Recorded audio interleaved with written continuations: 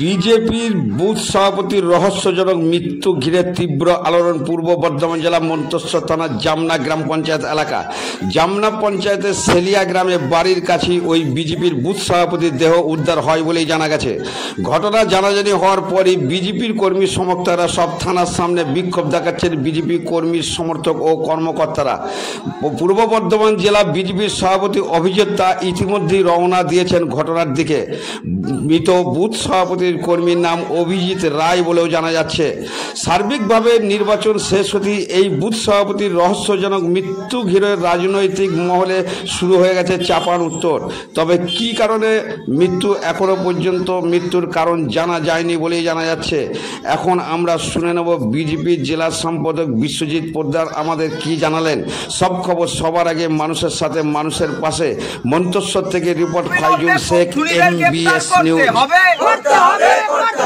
অবিলম্বে খুনিদের গ্রেপ্তার করতে হবে।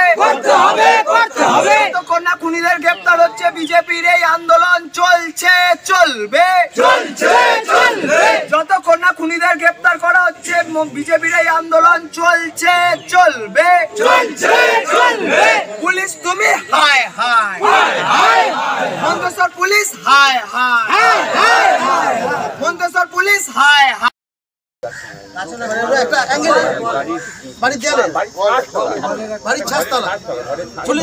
ঘটনাটা ঘটেছে কখন? কালকে রাতে। কি মনে হচ্ছে এইভাবে আপনাদের যে প্রতিবাদ থানার সামনে কি সমস্যার সমাধান হবে?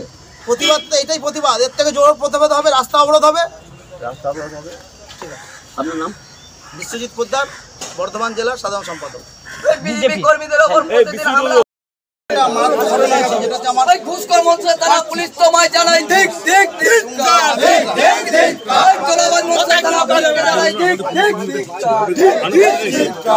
না আমি আপনাকে বলি ওই দিন যদি আপনাদের কোনো কাজ হবে না, সেই ভূমিকাটা ভালো হতো তাহলে